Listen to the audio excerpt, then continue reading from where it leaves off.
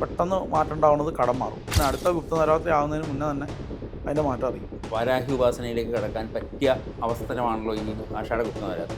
വ്രതം എടുക്കുക എന്നുള്ളൂ. നവരാത്രിയുടെ സാധാരണ വ്രതം തന്നെ ഒരിക്കലൊക്കെ എടുത്ത് ലഘുവായിട്ട് ഭക്ഷണം കഴിച്ചു. ഈ ആഷാഢ നവരാത്രിയെക്കുറിച്ച് നമ്മൾ പറയുമ്പോൾ ഗുപ്തം എന്ന് വാക്ക് ഉപയോഗിക്കുന്നത് എന്താ ഗുപ്തം? രഹസ്യമായിട്ട് ചെയ്യേണ്ട സാധന പദ്ധതിയാണ്. ഈ വാരാഹി പദ്ധതി മുഴുവൻ രഹസ്യമാണ്. നിങ്ങൾ ചോദിച്ചതുകൊണ്ട് ഞാൻ പറഞ്ഞതാണ്. ഇല്ലെങ്കിൽ പറയില്ല. ഇത്രയും മഹത്തായ ഒരു ഉപാസനാ പദ്ധതിയും അല്ലെങ്കിൽ വളരെ ഗുപ്തമായിട്ടൊക്കെ അതുകൊണ്ടാണോ വാരാഹി ക്ഷേത്രങ്ങൾ കുറവായിരിക്കും? ക്ഷേത്രങ്ങൾ കേരളത്തിൽ കുറവാണെന്നേ ഉള്ളൂ. വാരാഹിക്ക് ഒരുപാട് അമ്പലങ്ങൾ പുറത്തേക്കുണ്ട്. പൊതുവെ ഈ ഐശ്വര്യ ദേവതയാണ് ശരിക്കും വാരാഹി. എല്ലാ ഭൗതികമായ സുഖങ്ങളും തരാനായിട്ട് പറ്റുന്ന ഒരു ദേവതയാണ്. ആവശ്യമില്ലാത്ത മന്ത്രങ്ങൾ ജപിച്ച് മറ്റ് സൂക്ഷ്മ ലോകങ്ങളെ ഇൻവോക്ക് ചെയ്യാൻ പാടില്ല. കാരണം അങ്ങോട്ട് പോകുന്ന പോലെ ഇങ്ങോട്ടും വരും. പിന്നെ എന്തെങ്കിലും സംഭവിച്ചു കഴിഞ്ഞാൽ അത് തടുക്കാൻ ആളില്ലാത്ത അവസ്ഥ വരും. ദേവി നിശ്ചയിക്കാതെ, ഭഗവതി നിശ്ചയിക്കാതെ ഈ പദ്ധതിയിലേക്ക് ആരും വരില്ല. ഈവൻ യൂട്യൂബിൽ കൂടി വന്നാൽ പോലും. ഈ വരാഹമൂർത്തിയാണോ വാരാഹി ദേവിയാണോ ആദ്യം? ഹൈന്ദവ മിത്തോളജിയായിട്ട് ബന്ധപ്പെട്ട പല കാര്യങ്ങളും പല ഭൂഖണ്ഡങ്ങളിൽ പല സ്ഥലത്തുമുണ്ട്. ശ്രീ രവിശങ്കർ പറഞ്ഞു അസ്ത്രാലയാണ് ഓസ്ട്രേലിയ ആയതെന്ന് പറഞ്ഞു. അപ്പോൾ കുറേ പേര് അദ്ദേഹത്തെ പോളി. ഇങ്ങനെ അറിയാം. നമുക്കിപ്പോൾ ആഷാഢ ഗുപ്ത നവരാത്രി വരാൻ പോകുന്നുണ്ട്. ജൂലൈ മാസത്തിലാണ്. ഈ ആഷാഢ ഗുപ്ത നവരാത്രിയെക്കുറിച്ചൊന്ന് വിശദീകരിക്കാമോ? ഈ ദേവി ഉപാസന ഉണ്ടല്ലോ, ദേവി ഉപാസനയ്ക്ക് നമ്മൾ സാധാരണ നവരാത്രി സമയമുണ്ട്. ഈ നവരാത്രി സമയത്ത് നമ്മൾ പ്രഥമം മുതൽ എന്താ പറയുക, നവമി വരെ അല്ലെങ്കിൽ ദശമി വരെയുള്ള സമയം നമ്മൾ ദേവിയുടെ വിവിധ കലകളെ, വിവിധ സ്വരൂപങ്ങളെ നമ്മൾ ഉപാസിക്കാറുണ്ട്. ഇപ്പം ഉദാഹരണം പറഞ്ഞാൽ പ്രഥമം നമ്മൾ ശൈലപുത്രിയായിട്ടും, ദ്വിതീയം ബ്രഹ്മചാരിണിയായിട്ടും, തൃതീയം ചന്ദ്രകണ്ഠയായിട്ടും, കൂഷ്മാണ്ഡ 4-ാമത്തെ ദിവസവും, പഞ്ചമം സ്കന്ദമാതയായിട്ടും, ഷഷ്ടം അതായത് 6-ാമത്തെ ദിവസം കാത്യായനിയായിട്ടും, 7-ാമത്തെ ദിവസം കാളരാത്രിയായിട്ടും, മഹാഗൗരിയായിട്ട് 8-ാമത്തെ ദിവസവും, 9-ാമത്തെ ദിവസം സിദ്ധിദാത്രി, 10-ാമത്തെ ദിവസം മഹാത്രിപുരസുന്ദരി. അതുപോലെ തന്നെ വരാഹിക്കുണ്ട്. വരാഹിയുടെ പ്രഥമ എന്ന് പറഞ്ഞാൽ ലഘുവാരാഹിയാണ്. ദ്വിതീയ എന്ന് പറഞ്ഞാൽ സ്വപ്നവാരാഹിയാണ്. തൃതീയ എന്ന് പറഞ്ഞാൽ തിരസ്കരണിയാണ്. ചതുർത്ഥി എന്ന് പറയുന്നത് ധൂമ്രവാരാഹിയാണ്. അതുപോലെ പഞ്ചമി എന്ന് പറയുന്നത് വാർത്താളി, ഷഷ്ടി എന്ന് പറയുന്നത് വശ്യവാരാഹി, സപ്തമി കിരാതവാരാഹി, അഷ്ടമി എന്ന് പറയുന്നത് അസ്ത്രവാരാഹി, നവമി മഹാവാരാഹി. ഇങ്ങനെ 9 ഭാവങ്ങളിൽ വാരാഹിയെ ഉപാസിക്കുകയാണ്. ഈ 9 വാരാഹിമാർക്കും 9 തരത്തിലുള്ള കർമ്മങ്ങളുണ്ട്. അല്ലെങ്കിൽ 9 തരത്തിലുള്ള ആവശ്യങ്ങൾക്കായിട്ടാണ്, കാമ്യങ്ങൾക്കായിട്ടാണ് അവരെ 9 തരത്തിൽ ഉപാസിക്കുന്നത്. ലഘുവരാഹി എന്ന് പറയുന്നത് തുടക്കമാണ്. വാരാഹി ഉപാസനയ്ക്ക് ബലം വരാൻ വേണ്ടിയിട്ട് ആദ്യം ഉപാസിക്കുന്ന ചെറിയ വാരാഹി സങ്കല്പമാണ് ലഘുവാരാഹി. അതേസമയത്ത് നമ്മൾ സ്വപ്നവാരാഹി എന്ന് ഞാൻ പറഞ്ഞു നേരത്തെ, നമ്മൾ ആസ്ട്രൽ ലോകങ്ങളിലേക്കുള്ള, സൂക്ഷ്മ ലോകങ്ങളിലേക്കുള്ള സഞ്ചാരത്തെ എളുപ്പാക്കാൻ വേണ്ടി ഉപയോഗിക്കുന്നതാണ് സ്വപ്നവാരാഹി. തിരസ്കരണി എന്ന് പറഞ്ഞു കഴിഞ്ഞാൽ സാധനാ പന്താവിൽ പോകുമ്പോൾ ഈ സാധനയെ മുടക്കാൻ വേണ്ടി ശ്രമിക്കുന്ന ആളുകളും ഉണ്ടാവും. അപ്പോൾ അവരിൽ നിന്ന് രക്ഷ കിട്ടാൻ, അവരിൽ നിന്ന് നമ്മൾ അവരുടെ തിരസ്കരണി ഉപയോഗിച്ചാൽ അങ്ങനെ ഞാനിവിടെ ഇരിക്കും, നിങ്ങളെന്നെ കാണില്ല, മറഞ്ഞിരിക്കുക, എനിക്ക് മറഞ്ഞിരിക്കാൻ സാധിക്കും, ഇതിൽ നിന്നൊക്കെ ഒഴിഞ്ഞിരിക്കാൻ സാധിക്കും. അതിനാണ് തിരസ്കരണി. ഡിറ്റാച്ച്മെൻ്റ് അല്ല ശരിക്ക്, നമ്മളൊരു തരം ഒരു ഷെല്ലിനകത്താകുന്ന പോലെ കാമഫ്ലാഗ് ആണ് ആ കറക്റ്റ് വാക്ക്. അതാണ് ഒരുതരം കാമഫ്ലാഗ് ആണ്. നമ്മളെവിടെയോ ഇരിക്കും, മറഞ്ഞിരിക്കും, നമ്മളെ ഇവർ കാണുന്നില്ല, ആക്ച്വലി നമ്മളവിടെ ഉണ്ട്. കാരണം ഇല്ലെങ്കിൽ ഇവരുടെ ശല്യം മുഴുവൻ നമ്മൾ സഹിക്കണ്ടേ. അതെ അതെ അതെ, ഏകാഗ്രത നഷ്ടപ്പെടും. അതുപോലെ ധൂമ്രവാരാഹി ഉണ്ട്. ധൂമ്രവാരാഹി ഈ പറഞ്ഞ പോലെ ശത്രുദോഷത്തിൽ നിന്നും ഇങ്ങനെയുള്ള കാര്യങ്ങളിൽ നിന്നൊക്കെ മുക്തി കിട്ടാൻ വേണ്ടിയിട്ട് ഒക്കെ ഉപയോഗിക്കുന്ന ധൂമ്രവാരാഹി സങ്കല്പം. ഇനി വാർത്താളി സങ്കല്പമുണ്ട്. വാർത്താളി സങ്കല്പം എന്ന് പറഞ്ഞാൽ സകലവിധ ഓബ്സ്റ്റക്കിൾസിൽ നിന്നും, അതായത് ആരെങ്കിലും ഒരു ഈ സാധകനെതിരെയായിട്ട് പ്രവർത്തിക്കുക, അവനെ അന്ധനാക്കി കളയുക, എന്നുവെച്ചാൽ അവന് കണ്ണ് കാണാതാവുക, നമ്മളെ അത് അവൻ കാണുന്നില്ല. അതുപോലെ ഈ തടസ്സങ്ങളിൽ നിന്നൊക്കെ നമ്മളെ ഒഴിവാക്കി നിർത്തിക്കൊണ്ട് സാധനയെ മുന്നോട്ട് കൊണ്ടുപോകാൻ സഹായിക്കുക. അതാണ് വാർത്താളി. വശ്യവാരാഹി എല്ലാ കലകളും സകല അനുഗ്രഹങ്ങളും ഈ സാധകരിലേക്ക് അടുപ്പിക്കുക, അതിനു വേണ്ടിയിട്ട് വശ്യവാരാഹി. ഇനി കിരാതവാരാഹി ആണെങ്കിലോ, നമ്മൾ ഈ കിരാതമൂർത്തി എന്ന് പറഞ്ഞാൽ ഏറ്റവും അനുഗ്രഹമൂർത്തിയായിട്ട് കണക്കാക്കുന്ന മൂർത്തികളിലൊന്ന് കിരാതമൂർത്തിയാണ്. വാത്സല്യമുള്ള മൂർത്തിയാണ്. അപ്പോൾ എല്ലാ അനുഗ്രഹകലകളും നമ്മളിലേക്ക് വന്നാലും ആ അനുഗ്രഹകലകൾ നമ്മളിൽ പ്രവർത്തിക്കണമെങ്കിൽ ഈ കിരാത സങ്കല്പത്തിലുള്ള ഒരു മൂർത്തിയുടെ ഒരു അനുഗ്രഹം വേണം. എപ്പോഴും ഉണ്ടത്. എല്ലാ പദ്ധതിയിലും ഈ കിരാത സങ്കല്പത്തിലുള്ള ഒരു മൂർത്തി നമുക്ക് കാണാം. ഇപ്പോൾ ശൈവമാണെങ്കിലും വൈഷ്ണവാണെങ്കിലും ശക്തയാണെങ്കിലും കിരാത സങ്കല്പത്തിലൊരു മൂർത്തിയുണ്ട്. സാക്ഷാൽ പാർവതി അനുഗ്രഹിക്കുന്നതിൽ എളുപ്പമാണ് ത്വരിത അനുഗ്രഹിക്കാൻ. ത്വരിത പാർവതിയുടെ കിരാതസങ്കല്പമാണ്. അപ്പോൾ അതുപോലെ വാരാഹിയുടെ കിരാതസങ്കല്പമാണ് ഈ കിരാതവാരാഹി. അസ്ത്രവാരാഹി എന്ന് പറഞ്ഞാൽ അസ്ത്രങ്ങളെ അയക്കാനും അസ്ത്രങ്ങളെ തടുക്കാനും, നമ്മളിലേക്ക് വരുന്ന അസ്ത്രങ്ങളെ. അപ്പം എല്ലാവരും ചോദിക്കാറുണ്ട്, ഓക്കെ എന്തൊക്കെയോ ആയുധങ്ങൾ നമുക്കെതിരെ വർഷിക്കുമ്പോൾ അതിനെ തടുക്കാനാണ്. അത് മാത്രമല്ല, കാമദേവൻ്റെ 5 അമ്പുകളില്ലേ, അതിനെയും തടുക്കും. അത് ആയുധമായിട്ടാണ്. അതാണ് പ്രധാനം. അതാണ് പ്രധാനം. അതിനൊരു കഥയുണ്ട്, ഞാൻ പറഞ്ഞിട്ടില്ലാത്തൊരു. അതായത് ഒരു സ്വാമി ഉണ്ടായിരുന്നു അത്രേ. അത് ഭയങ്കര സംഭവമാണ്. ഈ ബാക്കിയുള്ള അസ്ത്രങ്ങളെ എങ്ങനെയും തടുക്കാം, കാമദേവൻ്റെ അസ്ത്രങ്ങളെ തടുക്കൽ എളുപ്പമല്ല. ഈ ഒരു സ്വാമി ഉണ്ടായിരുന്നു. അദ്ദേഹത്തിന് ഈ ഒരു തരത്തിലുള്ള മൃദുല വികാരങ്ങളും വരാതെ സാധനയിൽ നിന്ന് വിട്ടുപോകാതിരിക്കാനായിട്ട് അദ്ദേഹം എന്ത് ചെയ്തെന്ന് വെച്ചാൽ ഭക്ഷണത്തിലുള്ള നിയന്ത്രണമുണ്ട്. അദ്ദേഹം ഈ ഉണങ്ങിയ തൊലി മാത്രമേ കടിച്ചു തിന്നുള്ളൂ. മരങ്ങളിൽ നിന്ന് പൊഴിഞ്ഞു നിൽക്കില്ലേ ഉണങ്ങിയ തൊലി, അത് കടിച്ച് തിന്നും. ഒരു ഗുണവും ഇല്ല, ഒരു മണവും ഇല്ല, ഒരു രുചിയും ഇല്ല, ഒന്നുമില്ല. അത് തിന്നാണ് പുള്ളി കാലം കഴിക്കുന്നത്. അദ്ദേഹത്തിൻ്റെ ശരീരമെല്ലാം ഈ ഉണങ്ങിയ തൊലി നിന്ന് ഉണങ്ങിയ തൊലി പോലെ തന്നെ ആയിപ്പോയി. അങ്ങനെ ഒരു ദിവസം കാമദേവൻ ഇത് കണ്ടു. കാമദേവനും രതിദേവിയും കൂടെ ഇത് കണ്ടിട്ട് അവർക്ക് സഹിച്ചില്ല. അവർ പറഞ്ഞു, ഇത്ര താപസനായിട്ടുള്ള ഒരാൾ ഈ ഒരു തരത്തിലുള്ള വിചാരങ്ങളും വികാരങ്ങളും വരാതിരിക്കാനാണല്ലോ ഈ പാടുപെടുന്നത്. അപ്പോൾ കാമദേവൻ പ്രത്യക്ഷപ്പെട്ടിട്ട് പറഞ്ഞു, അങ്ങ് ഒരിക്കലും ഇനി ഇത് ഇങ്ങനെ ചെയ്യരുത്, അങ്ങ് ഇഷ്ടമുള്ളതൊക്കെ കഴിച്ചോളൂ, ഒരു കാരണവശാലും ഞാൻ അങ്ങയുടെ മേളിൽ അസ്ത്രം പ്രയോഗിക്കുകയില്ല, അങ്ങേ ഉപദ്രവിക്കത്തുമില്ല എന്ന് പറഞ്ഞു. അപ്പോൾ ഈ സ്വാമി പറഞ്ഞു, അല്ലെങ്കിൽ തന്നെ നിന്നെ കൊണ്ടൊന്നും സാധിക്കില്ല. കോൺഫിഡൻസാ. കാരണം എന്താ വെച്ചാൽ എൻ്റെ തപസ് അതാണ്, നീ കരിഞ്ഞു പോകും, പൊക്കോ, നീ പൊക്കോ വിടുന്നത്. കാമദേവനോടാ പറയുന്നത്. കാമദേവൻ ശരിക്കും തൊഴുത് പിൻവാങ്ങി. ഒരു ദിവസം ഈ സ്വാമി ഉണക്കത്തൊലിയൊക്കെ പറിച്ചു തിന്നിട്ട് കാട്ടിൽ നിന്ന് വരുമ്പോൾ വീടിൻ്റെ മുമ്പിൽ ഒരു കുടം പാലിരിക്കുന്നു, ചെറിയൊരു കുടം പാല്. മൈൻഡ് ചെയ്തില്ല. അങ്ങനെ ഒരാഴ്ചയോളം ഈ ഒരു കുടം പാൽ വരാൻ തുടങ്ങി. വൈകുന്നേരം ആകുമ്പോൾ കുടം അപ്രത്യക്ഷമാവും. സ്വാമി ഒരു ദിവസം ഇത് ആരാ ഇത് കൊണ്ടുപോകുന്നതെന്ന് നോക്കിയപ്പം ചെറിയൊരു പെൺകുട്ടിയാണ്. അവൾ വന്നിട്ട് ഈ കുടം വെച്ചിട്ട് പോവാണ്. സ്വാമി പാല് കുടിക്കുന്നില്ല എന്ന് കാണുമ്പോൾ സങ്കടപ്പെട്ട് പാല് കളഞ്ഞിട്ട് അവൾ കുടം കൊണ്ട് പോവാണ്. എന്നിട്ടും അവൾ കൊണ്ടുവരാണ്. ഒരു ദിവസം സ്വാമി അതെടുത്തുനിന്ന് രുചിച്ച് നോക്കി. അപ്പോൾ കൊള്ളാം, പശുവും പാലാണ്. അപ്പോൾ സ്വാമി ഓർത്തു, പശുവും പാലാണ്, വേറെ കുഴപ്പങ്ങളൊന്നും ഉള്ളതല്ല, കുടിച്ചേക്കാം, ഇവൾ ഇത്രയും നാളായില്ലേ കൊണ്ടുവരുന്നു. ഈ പശുവും പാലെടുത്ത് കുടിച്ചു. അങ്ങനെ എന്നും ഈ പാല് കൊണ്ടുവരും, കുടിക്കും. അങ്ങനെ മാസങ്ങളോളം പോയി. അപ്പോൾ സ്വാമിക്ക് ആരോഗ്യമൊക്കെ ഒന്ന് മെച്ചപ്പെട്ടു. പാലൊക്കെ കുടിക്കാൻ തുടങ്ങിയപ്പോൾ കുറച്ചൊക്കെ ഫ്ലഷൊക്കെ വന്നു തുടങ്ങി മേത്ത്.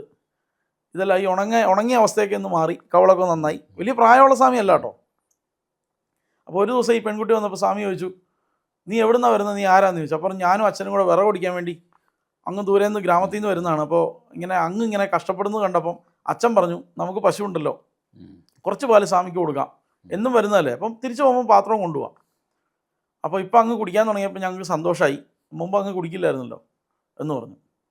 അപ്പം സ്വാമി പറഞ്ഞു, ഒരു കാര്യം ചെയ്യ്, നീ എവിടുന്നാണ് വരുന്നത്? അപ്പോൾ ഞാൻ ആ 2 മല കടന്നാണ് വരുന്നത്, കിലോമീറ്ററുകൾ പോകണം ഈ മല കടന്ന് വരാനായിട്ട്. അപ്പം ഈ വൈകിട്ട് ഈ പാത്രം കൊണ്ടുപോകുമ്പോഴത്തേക്കും സന്ധ്യ കഴിയുമല്ലോ, അപ്പം മറ്റ് മൃഗങ്ങൾ വല്ലതും ആക്രമിക്കുകയോ വല്ലതും ചെയ്താലോ എന്ന് പേടിച്ചിട്ട് സ്വാമിയാർ പറഞ്ഞു, ഒരു കാര്യം ചെയ്യ്, എനിക്കെന്തായാലും ഈ ഉണക്കത്തൊലി പറിക്കാനായിട്ടൊക്കെ വരണം, അപ്പം ഞാൻ അങ്ങോട്ട് വന്നോളാം, ഈ പാലുമായിട്ട് ഇങ്ങോട്ട് വരണ്ട ആശ്രമത്തിലോട്ട്. അങ്ങനെ ഈ സ്വാമി അവിടെ പോയി പാല് കുടിക്കാൻ തുടങ്ങി. അങ്ങനെ ഈ പെൺകുട്ടിയുടെ അച്ഛൻ കാലാന്തരത്തിൽ കുറച്ച് കാലം കഴിഞ്ഞു, പെൺകുട്ടി വലുതായി തുടങ്ങി. സ്വാമി അവിടെ പോകും, ആ വീടുമായിട്ട് അത്രയും ബന്ധമായി. ഈ പെൺകുട്ടിയുടെ അച്ഛൻ മരിച്ചു. സ്വാമി വീണ്ടും അവിടെ പോയി പാല് കുടിക്കാൻ തുടങ്ങി. അപ്പോൾ ഒരു ദിവസം ഈ പെൺകുട്ടി കരഞ്ഞുകൊണ്ടിരിക്കുക. അപ്പോൾ എന്താ സ്വാമി കരയുന്നത്, എന്താ മോള് കരയുന്നതെന്ന് ചോദിച്ചു സ്വാമി. അപ്പോൾ പറഞ്ഞു, സ്വാമി ഇനി മുതൽ ഇവിടെ വരണ്ട, പാല് ഞാൻ അവിടെ കൊണ്ടുവന്നോളാം. എന്താണെന്ന് വെച്ചാൽ ഇവിടുത്തെ ഗ്രാമത്തലവൻ വന്നിട്ട് പറഞ്ഞു, ഒരു അന്യപുരുഷൻ ഇവിടെ വന്നു പോകുന്നത് ഗ്രാമത്തിലുള്ളവരുടെ കൾച്ചറിന് ചേരുന്നതല്ല, അപ്പോൾ അതുകൊണ്ട് നിങ്ങൾ തമ്മിൽ എന്താണ് ബന്ധം എന്ന് പറയണം. അതിനാണ് ഞാൻ കരഞ്ഞത്. സ്വാമിക്ക് അങ്ങ് ദേഷ്യം കൊണ്ട് ജ്വലിച്ചു. സ്വാമിയാർ പറഞ്ഞു, ഇത്ര താപസനായ സാക്ഷാൽ കാമദേവനെ വരെ ഓടിച്ചു വിട്ട എന്നെ ഒരു ഉണങ്ങിയ ഒരു ഗ്രാമത്തലവൻ എന്നെ അത് വെച്ച് അവൻ കമ്പയർ ചെയ്തു. അപ്പോൾ ശപിച്ച് ഞാൻ ഭസ്മാക്കുന്നുണ്ട്, അവനെ ഇങ്ങോട്ട് വിളിക്കാൻ പറഞ്ഞു. അപ്പോൾ അവനെ വിളിച്ചപ്പോൾ ഗ്രാമത്തലവൻ പറഞ്ഞു, എൻ്റെ ധർമ്മം എന്ന് പറയുന്നത് ഗ്രാമത്തിൻ്റെ കാര്യങ്ങൾ നോക്കലാണ്. അപ്പം അങ്ങ് ധർമ്മിഷ്ഠനാണെങ്കിൽ അങ്ങ് പറയണം, ഞാൻ ചെയ്തതിനകത്ത് തെറ്റുണ്ടോ? എനിക്കിത് പറയാതിരിക്കാൻ പറ്റില്ല. മറ്റ് ഗ്രാമത്തിലെ ആളുകൾ പറയുന്നതാണ് ഞാൻ പറയുന്നത്. അതെ. അതുകൊണ്ട് നിങ്ങൾ തമ്മിലുള്ള ബന്ധം എന്താണെന്ന് ഇപ്പം പറയണം. സ്വാമി എടുത്തു വായിക്ക് പറഞ്ഞു, അങ്ങനെ നിങ്ങൾ പറയുകയാണെങ്കിൽ ഞാനിവിടെ കല്യാണം കഴിച്ചെന്ന് വിചാരിച്ചു എന്ന് പറഞ്ഞു. ഞാൻ ഇവിടെ കല്യാണം കഴിക്കും, ഞാൻ സംരക്ഷിക്കും. പെട്ടെന്ന് ഈ ഗ്രാമവാസികൾ പറഞ്ഞു, സന്തോഷമാണ് സ്വാമി, സ്വാമി കല്യാണം കഴിക്കുകയാണെങ്കിൽ ഞങ്ങൾക്ക് നമുക്ക് അതുപോലൊരു താമസനെ ഞങ്ങളുടെ ഗ്രാമത്തിൽ കിട്ടുമല്ലോ. എന്നിട്ട് ഇവർ പോയി, സന്തോഷമായിട്ട് പോയി. അടുത്ത ദിവസം കല്യാണം നടത്തണം എന്ന് പറഞ്ഞു. ഈ പെൺകുട്ടി പിന്നെയും കരയാൻ തുടങ്ങി. അപ്പോൾ നീ എന്തിനാ എനിക്കറിയുന്നത്? ആ പറഞ്ഞു, എനിക്ക് അങ്ങനെ കല്യാണം കഴിക്കാൻ പറ്റില്ല. ഞാൻ അച്ഛനൊരു വാക്ക് കൊടുത്തിട്ടുണ്ട്, എന്നെ തോളത്തെടുത്ത് മുട്ടുകുത്തി നടന്ന് ഈ മല ക്രോസ് ചെയ്ത് ഗ്രാമത്തിൻ്റെ അതിർത്തി വരെ പോകാൻ പറ്റുന്ന ഒരാൾക്ക് മാത്രമേ കല്യാണം കഴിക്കാൻ പറ്റുള്ളൂ എന്ന് അച്ഛന് വാക്ക് കൊടുത്തിട്ടുണ്ട്. അപ്പോൾ സ്വാമി പറഞ്ഞു, കയറടി പുറത്ത്, എനിക്ക് ആരോഗ്യമുണ്ടോ ഇല്ലയോ ഞാൻ നിനക്ക് കാണിച്ചു തരാം. സ്വാമി മുട്ടുകുത്തി നിന്നു. ഇവിടെ പുറത്ത് കയറി ഗ്രാമം ക്രോസ് ചെയ്ത് അപ്പുറം ചെന്നപ്പോൾ കാമദേവൻ അവിടെ വെയിറ്റ് ചെയ്യുക. കാമദേവൻ പറഞ്ഞു, ഒരമ്പ അയച്ചിട്ടുള്ളൂ, ബാക്കി 4 അവിടെ ഇരിക്കുക, ഇനി വേണോ? അപ്പോൾ ഞെട്ടിപ്പോയി. അപ്പോൾ അത്തരത്തിലുള്ള അസ്ത്രങ്ങളെ ചെറുക്കണമെങ്കിൽ ആര് വേണം? അസ്ത്രവാരാഹിയുടെ സഹായം വേണം. എല്ലാവരും വിചാരം ബ്രഹ്മോസിനെ പിടിക്കലാണ്.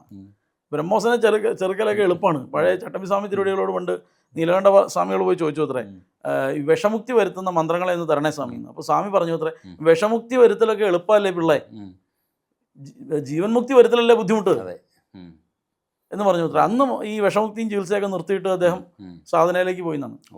ശരി, ഒറ്റ മറുപടിയിൽ. എന്ന് പറയുന്ന പോലെ ഈ ബ്രഹ്മോസിനെയൊക്കെ തടുക്കാൻ ചിലപ്പം അതിനുള്ള എന്തെങ്കിലും സാധനങ്ങൾ പുതുത് വരും. പക്ഷേ ഈ കാമദേവന്റെ അസ്ത്രങ്ങളെ ചെറുക്കൽ എന്ന് പറഞ്ഞാൽ സാക്ഷാൽ മഹാദേവന് പോലും ബുദ്ധിമുട്ടായിരുന്നു അല്ലേ?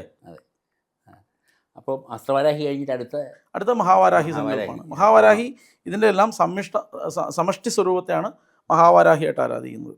ഈ ആഷാഢ നവരാത്രിയെക്കുറിച്ച് നമ്മൾ പറയുമ്പോൾ ഗുപ്തം എന്നൊരു വാക്ക് ഉപയോഗിക്കുന്നത് എന്താ? ഗുപ്തം രഹസ്യമായിട്ട് ചെയ്യേണ്ട സാധന പദ്ധതിയാണ്. ഈ വാരാഹി പദ്ധതി മുഴുവൻ രഹസ്യമാണ്. ഇപ്പം ഞാൻ നിങ്ങളിപ്പോൾ ഈ നമ്മൾ പറയില്ലേ, ഈ നിങ്ങൾ ചോദിച്ചതുകൊണ്ട് ഞാൻ പറഞ്ഞതാണ്, ഇല്ലെങ്കിൽ പറയില്ല. നിങ്ങൾ എന്നോട് ചോദിച്ചതുകൊണ്ടും ഇപ്പോൾ നമ്മൾ അറിയട്ടെ എന്ന്, കുറച്ച് കാര്യങ്ങളെങ്കിലും ഒന്ന് അറിയട്ടെ എന്നും, അപകടത്തിൽ ചാടാൻ പോകുന്നതിന് മുന്നെങ്കിലും കുഴികൊണ്ട് ചാടരുന്നൊരു ബോർഡ് വെക്കണമല്ലോ എന്ന് കരുതിയിട്ട് പറഞ്ഞാണ്. അല്ലെങ്കിൽ അത് പുറത്ത് പറയേണ്ട വിഷയമല്ല ശരിക്കും. ഗുപ്തം എന്ന് പറയാൻ കാരണം തന്നെ രഹസ്യമായിട്ട് ഉപാസിക്കണം തന്നെയാണ്. ഇത്രയും മഹത്തായ ഒരു ഉപാസനാ പദ്ധതിയും അല്ലെങ്കിൽ വളരെ ഗുപ്തമായിട്ടൊക്കെ ആരാധിക്കും, അതുകൊണ്ടാണോ വാരാഹിക്ക് ക്ഷേത്രങ്ങൾ കുറവായിരിക്കുന്നത്? ക്ഷേത്രങ്ങൾ കേരളത്തിൽ കുറവാണെന്നേ ഉള്ളൂ. വാരാഹിക്ക് ഒരുപാട് അമ്പലങ്ങൾ പുറത്തേക്കുണ്ട്. ഈ പൊതുവെ ഈ ഐശ്വര്യ ദേവതയാണ് ശരിക്കും വാരാഹി. കാരണം ഈ ഞാൻ പറഞ്ഞില്ലേ, എല്ലാ ഭൗതികമായ സുഖങ്ങളും തരാനായിട്ട് പറ്റുന്ന ഒരു ദേവതയാണ്. അതിനുവേണ്ടി ഉപാസിക്കേണ്ട ദേവതയും കൂടിയാണ് വരാഹി. ഞാൻ എന്ത് ഉപാസനയും നമ്മൾ പറയുമ്പോൾ ആദ്യം നെഗറ്റിവിറ്റി പറയുന്ന ഒരാളായിട്ട് പൊതുവെ എന്നെ കണക്കാക്കാറ്. നമ്മൾ പറയുന്നത് എന്താണെന്ന് ആദ്യം മനസ്സിലാക്കണം. നിങ്ങൾ അതിനെ വ്യക്തമായിട്ട് എന്തെന്ന് മനസ്സിലാക്കിയിട്ട് ചെയ്യൂ. ഞാനിതാ പറയുന്നുള്ളൂ. അല്ലാതെ എവിടെയെങ്കിലും ഒരു പുസ്തകത്തിൽ കടന്നു കടലമുട്ടായി മേടിച്ചപ്പോൾ പൊതിഞ്ഞ കടലാസിൽ എഴുതിയിരിക്കുന്നു, വല്ലയിടത്തും കിടന്ന് കിട്ടി, നോക്ക്, അങ്ങനെയല്ല ഞാൻ പറഞ്ഞത്. അതൊക്കെ ചെയ്തോളൂ, പക്ഷേ ഇതെന്താണെന്നെങ്കിലും ഒന്ന് മനസ്സിലാക്കിയിട്ട് നിങ്ങൾ ചെയ്തു തുടങ്ങും. ഞാൻ പറഞ്ഞു മനസ്സിലായില്ലേ? എങ്ങനെയാണ് ദേവി നിശ്ചയിക്കാതെ ഭഗവതി നിശ്ചയിക്കാതെ ഈ പദ്ധതിയിലേക്ക് ആരും വരില്ല. ഈവൻ യൂട്യൂബിൽ കൂടി വന്നാൽ പോലും അല്ലെങ്കിൽ ഫേസ്ബുക്കിൽ കൂടെ വന്നാലും ഇതൊക്കെ ഭഗവതി നിശ്ചയിക്കാതെ എന്തായാലും വരികയില്ല. പക്ഷെ വരുന്നെങ്കിൽ നിങ്ങൾ അതെന്താണെന്ന് അറിഞ്ഞിട്ട് ഈ വരാഹിയുടെ പുസ്തകങ്ങളും വരാഹിയുടെ കാര്യങ്ങളൊക്കെ വാങ്ങിക്കാനൊക്കെ കിട്ടും. അതൊക്കെ വായിച്ച് നോക്കി മനസ്സിലാക്കിയിട്ട് അതിന് പറ്റിയ ഒരാളെ കണ്ടെത്തി വരാഹിയുടെ ഒരു മന്ത്രദീക്ഷയൊക്കെ സ്വീകരിച്ച് അല്ലെങ്കിൽ ഉപദേശമൊക്കെ സ്വീകരിച്ച് ആ മന്ത്രത്തെ ഉപാസിച്ച് അങ്ങനെ പോവാം. അതല്ലാതെ വെറുതെ കയറി ഭജിക്കാൻ നല്ലതാണ്. ഈ ക്ഷേത്രങ്ങളിൽ പോയിട്ട് വെറുതെ അമ്മയെന്ന് വിളിച്ച് ഭജിച്ചാലും മതി, ബുദ്ധിമുട്ടൊന്നുമില്ല. പക്ഷെ അല്ലാതെ ആവശ്യമില്ലാത്ത മന്ത്രങ്ങൾ ജപിച്ച് ഈ മറ്റ് സൂക്ഷ്മ ലോകങ്ങളെ ഇൻവോക്ക് ചെയ്യാൻ പാടില്ല. കാരണം അങ്ങോട്ട് പോകുന്ന പോലെ ഇങ്ങോട്ടും വരും. പിന്നെ എന്തെങ്കിലും സംഭവിച്ചു കഴിഞ്ഞാൽ അത് തടുക്കാൻ ആളില്ലാത്ത അവസ്ഥ വരും. വേറൊരു സംശയം തോന്നിയിട്ടുള്ളത്, വരാഹമൂർത്തി വാരാഹി ദേവി, ഈ വരാഹമൂർത്തിയാണോ വാരാഹി ദേവിയാണോ ആദ്യം ഉണ്ടായത്? വരാഹത്തിൻ്റെ സങ്കല്പം അവതാര സങ്കല്പമാണല്ലോ. വാരാഹിയുടെ സങ്കല്പം അതല്ല. ആ ഒരു ഉദ്ദേശത്തിൽ, അവതാര ഉദ്ദേശത്തോടു കൂടി വരാഹത്തിൻ്റെ പരിപാടികളൊക്കെ കഴിഞ്ഞു. മറ്റൊരു കാര്യം അവിടെ ചെയ്യേണ്ടതായിട്ടില്ല. പക്ഷേ ഇവിടെ ഈ ദണ്ഡനാഥയുടെ കാര്യം അങ്ങനെയല്ല. ദണ്ഡനാഥ സ്ഥിരമായ ആ പന്താവിൽ എല്ലാവരും ഉപാസിക്കേണ്ട ഒരു മൂർത്തിയാണ്. എന്നാൽ വൈഷ്ണവ ഉപാസനകളിൽ വരാഹത്തെ ഉപാസിക്കാതെ മുന്നോട്ട് പോകില്ല എന്നൊരു സ്റ്റേജില്ല. ഇല്ല. ഇങ്ങനെ ചോദിക്കാൻ കാരണം എന്താണെന്നറിയാമോ?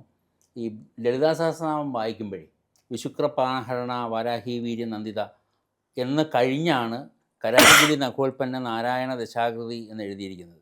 അപ്പോൾ നാരായണ ദശാകൃതി കരാങ്കുലി നഖോൽപ്പന്നമാണ്. അതിന് ശേഷമാണ് വരുന്നത്. മുൻപ് വരുന്നത് വാരാഹിയാണ്. അതിനും മുൻപ് ഈ ഗിരിചക്ര ഗതാരൂഢ, ഗേയചക്ര ഗതാരൂഢ, രഥാരൂഢ ഈ 2 പരാമർശങ്ങളും വരുന്നുണ്ട്. അപ്പോൾ ഈ പരാമർശം ദേവിയെക്കുറിച്ച്, വാരാഹി ദേവിയെക്കുറിച്ചുള്ള പരാമർശത്തിന് ശേഷമാണ് നാരായണൻ്റെ ദശാകൃതിയെക്കുറിച്ച് ലളിതാ സഹസ്രനാമത്തിൽ തന്നെ പരാമർശിച്ചിട്ടുള്ളത്. അപ്പോൾ വാരാഹി ആദ്യവും വരാഹം രണ്ടാമതുമായി. അല്ല, അത് കാരണം എന്താ വെച്ചാൽ ഈ ദേവീവാസന പദ്ധതിയിൽപ്പെടുന്ന ഗ്രന്ഥങ്ങളിലൊക്കെ തന്നെയും ദേവിയെ അതിസൂക്ഷ്മമായിട്ടാണ് പറഞ്ഞിരിക്കുന്നത്. അതിസൂക്ഷ്മമായതിൻ്റെ ബോധസ്വരൂപമാണ് ശിവൻ, അതിൻ്റെ മെറ്റീരിയൽ ഫോമാണ് വിഷ്ണു. അപ്പം ആദ്യം ഉണ്ടായത് സൂക്ഷ്മ സ്വരൂപത്തിലുള്ള ബിന്ദുവാണെന്നും ബിന്ദുവിൽ നിന്നാണ് സൃഷ്ടി ഉണ്ടായതെന്നുമാണ് പറയുന്നത്. എന്നാൽ മെറ്റീരിയൽ ആയതിൽ നിന്ന് തിരികെ ബിന്ദുവിലേക്കും പോകുന്നുണ്ട്. മനസ്സിലായോ? ഇവിടുന്ന് നീരാവി അങ്ങോട്ടും പോകുന്നുണ്ട്, മഴയായിട്ട് ഇങ്ങോട്ടും വരുന്നുണ്ട്. അപ്പോൾ ഇതിന് തുടക്കം എടുക്കുമെന്നും പറയാനുള്ള ശേഷി നമുക്കില്ല. ആദ്യം നമ്മൾ തരേണ്ടത് ഇല്ല, പറ്റില്ല. കാരണം ആദ്യം മെറ്റീരിയൽ വേൾഡിൽ നിന്നാണോ ബിന്ദുവിലേക്ക് ചുരുങ്ങി പ്രളയം ഉണ്ടായതെന്നും ആദ്യം സൃഷ്ടിയിൽ നിന്നാണോ പ്രളയത്തിലേക്ക് പോയതെന്നും പ്രളയത്തിൽ നിന്നാണ് സൃഷ്ടി ഉണ്ടായതെന്നും നമുക്ക് അറിഞ്ഞൂടാ, അറിയത്തില്ല. അപ്പം ഇത്തരം വിഷയങ്ങൾ ആലോചിച്ച് സമയം കളയുന്നതിലും എളുപ്പം നമ്മൾ നമ്മുടെ പദ്ധതി അനുസരിച്ചിട്ടുള്ള പണി എടുക്കുകയാണ്. അതെ. മറ്റൊരു സംശയം വന്നിട്ടുള്ളത്, ഈ വരാഹിയെക്കുറിച്ച് അന്വേഷിച്ച് പഠിക്കുകയൊക്കെ ചെയ്തപ്പോൾ തോന്നിയൊരു സംശയം, ബഗളാമുഖിയും വാരാഹിയും ഉണ്ടല്ലോ, രണ്ടിൻ്റെയും മന്ത്രങ്ങൾക്കകത്ത് സ്തംഭനം എന്ന് പറയുന്ന ഒരേ തരത്തിലുള്ള വാക്കുകളും ഒരേ തരത്തിലുള്ള ആവശ്യങ്ങളുമാണ് കണ്ടിട്ടുള്ളത്. രണ്ടും ഒന്നാണ്. ആ പ്രവൃത്തി ഒന്നും, ദേവത ഒന്നല്ല. വലിയ വ്യത്യാസമുണ്ടോ? ഒരുപാട് വ്യത്യാസമുണ്ട്. ഈ നമ്മുടെ ഈ ബഗളാമുഖി സങ്കല്പം എന്ന് പറഞ്ഞാൽ ക്രോധമുഖത്തോടു കൂടിയ ഒരു ദേവത, അസുരൻ്റെ നാവിനെ വലിച്ചു പിടിച്ചിട്ട് മുദ്ഗരം കൊണ്ട് അടിക്കുന്നതായിട്ടാണ് സങ്കല്പം. അപ്പം അവിടെ സർവദുഷ്ടാനാം വാചം മുഖം വദം സ്തംഭയ, അല്ലെങ്കിൽ മുഖഗതി ജിഹ്വാം സ്തംഭയ, ഇങ്ങനെയൊക്കെ മന്ത്രങ്ങളിൽ വേരിയേഷൻ ഉണ്ട്. വാർത്താളിയുടെ മന്ത്രത്തിലും ഈ പറഞ്ഞ മുഖഗതി ജിഹ്വാ സ്തംഭം കുരു കുരു എന്നുള്ള വാക്ക് വരുന്നുണ്ട്. അവിടെ ഈ സ്തംഭനം എന്ന് പറയുന്നത് ഈ നമ്മളെ ഷൾക്കർമ്മങ്ങളിലെ ഒരു കർമ്മമായിട്ടുള്ള സ്തംഭനത്തെയാണ് ഈ പറയുന്നത്. 2 ദേവതയ്ക്കും ഇത് ചെയ്യാനും ഇത് മാറ്റാനുമുള്ള ശേഷിയുണ്ട്. ഓ, കാരണം 2 പേർക്കും കോമൺ ആയിട്ട് വരുന്ന മറ്റൊരു കാര്യം കൂടിയുണ്ട്, മഞ്ഞ നിറം. അതുകൊണ്ട് കൂടെയാണ് ചോദിച്ചത്, 2 ഒന്നാണോ? അല്ല, ഒന്നല്ല. അത് 2ൻ്റെ ഈ ദശമഹാവിദ്യയിൽ പറയുന്ന പല ദേവതകൾക്കും ഭാരതീയമായ കാഴ്ചപ്പാടിലുണ്ടെങ്കിലും അതിൻ്റെ എല്ലാ ഉത്ഭവം അതിനും വെളിയിലുമാണ്.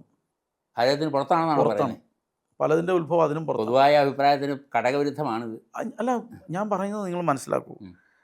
ഈ നമ്മളോളം തന്നെ ചരിത്രം എല്ലാവർക്കും ഉണ്ട്. ഇപ്പം ഞാൻ ചോദിക്കട്ടെ, ഇപ്പം അമേരിക്കയിൽ ഹൂസ്റ്റൺ എന്ന് പറഞ്ഞ സ്ഥലത്ത് ഒരു കുളം, വലിയൊരു തടാകം പറ്റിയപ്പോൾ അവിടെ നിന്നും ഏകദേശം വലിയൊരു ശ്രീചക്രത്തിൻ്റെ ഒരു മോഡൽ അവിടെ നിന്ന് കിട്ടി.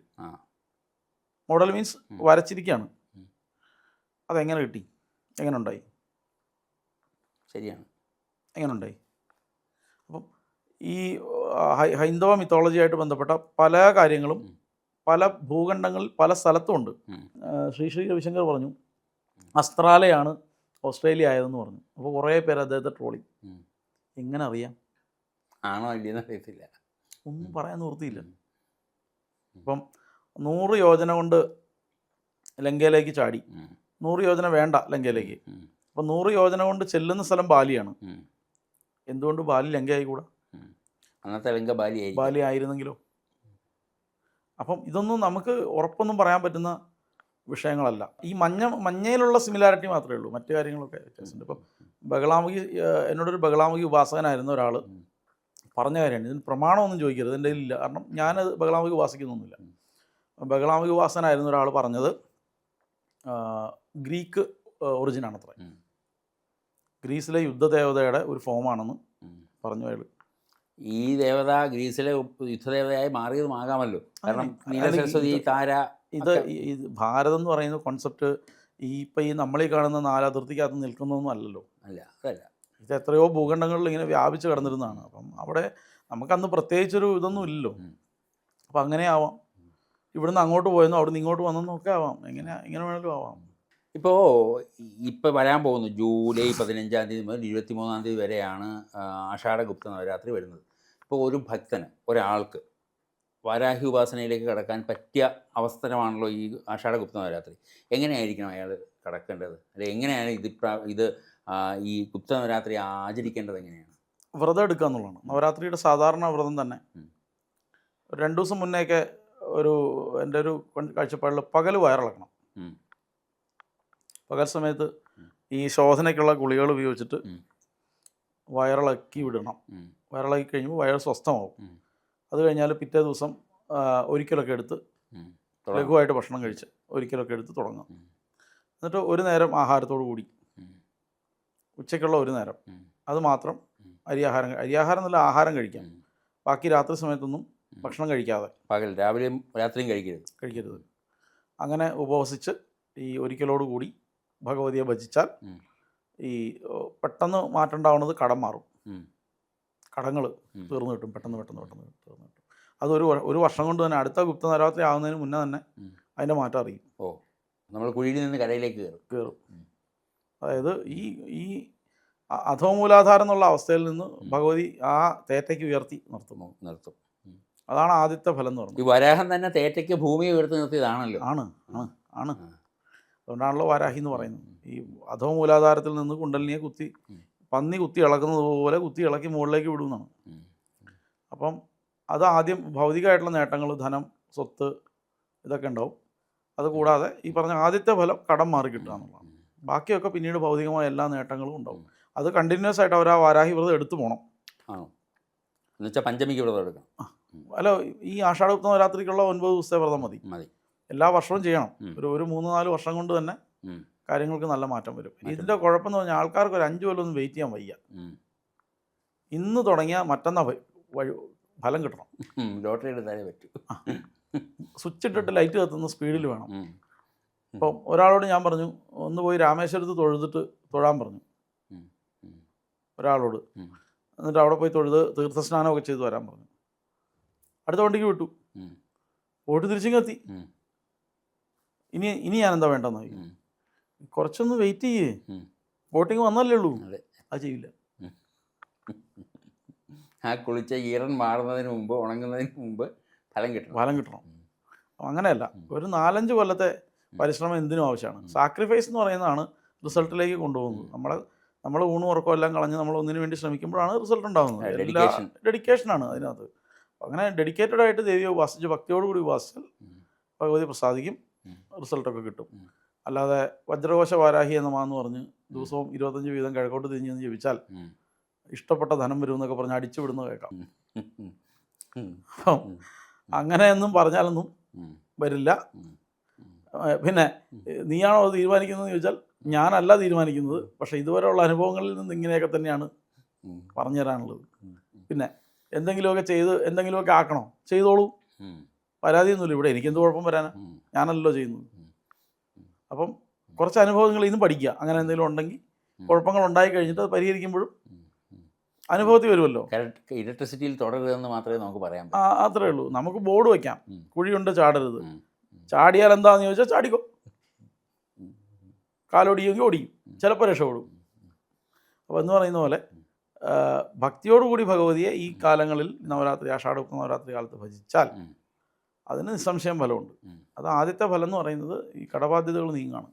പക്ഷെ അതിനു വേണ്ടി മെനക്കെട്ട് ചെയ്യണം ഒരിക്കലോടുകൂടി ഭഗവതിയെ. പിന്നെ രാത്രി സമയങ്ങളാണ് 8 മണിക്ക് ശേഷമുള്ള സമയം. ആ സമയമാണ് ഏറ്റവും ഇമ്പോർട്ടൻറ്റ്. ആ സമയത്താണോ ജപവും ആരാധനയും പൂജയും ഒക്കെ കൂടുതൽ ചെയ്യേണ്ടത്? പകൽ ചെയ്യരുതെന്ന് വിധിയുണ്ടോ? എല്ലാ പദ്ധതിയിലും ഇല്ല, ചിലയിടത്തുണ്ട്. ചില പദ്ധതിയിൽ പകൽ പാടില്ല. രാത്രി 8 മണിക്ക് ശേഷമാണ് പറഞ്ഞിരിക്കുന്നത്. കാരണം നിരവധി യൂട്യൂബ് വീഡിയോകളിൽ വാരാഹിയെ ഉപാസിക്കേണ്ടത് രാത്രി മാത്രമേ പാടുള്ളൂ, പകൽ ചെയ്യരുതെന്നും പലരും പറയുന്നതായി കണ്ടിട്ടുണ്ട്. അവരുടെ രീതിയായിരിക്കും. ഓരോ രീതികൾ തമ്മിലുള്ള ഭേദമനുസരിച്ച് എങ്ങനെ വേണമെങ്കിലും ആകാം. അതെ. അതിപ്പം ഈ ഭഗവതി സേവ വൈകിട്ടത്തെ സന്ധ്യ കഴിഞ്ഞിട്ട് ചെയ്യണമെന്നാണ് ഒരു സമ്പ്രദായം. ചില പക്ഷത്തിൽ വൈകിട്ടല്ല, രാവിലെ തന്നെ കഴിക്കണം. കാരണം എന്താണെന്ന് വെച്ചാൽ 2 പക്ഷം വ്യത്യാസം പറഞ്ഞുതരാം. രൗദ്ര രാക്ഷസാഭിചാര മന്ത്രങ്ങൾ, ശത്രുസംഹാര മന്ത്രങ്ങൾ പോലെയുള്ളതൊക്കെ ഉപയോഗിക്കണമെങ്കിൽ വൈകിട്ടാണ് പറ്റുള്ളൂ. ഓക്കെ. എന്നാൽ വേദസൂക്തം, പുരുഷ സൂക്തം മുതൽ ഉള്ള എല്ലാ സൂക്തങ്ങളും ഉപയോഗിക്കണമെങ്കിൽ കാലത്ത് 8 മണിക്ക് മുമ്പ് വേണം. ഈ പുരുഷ സൂക്തം രാത്രിയിൽ പറ്റില്ല. ഇല്ല.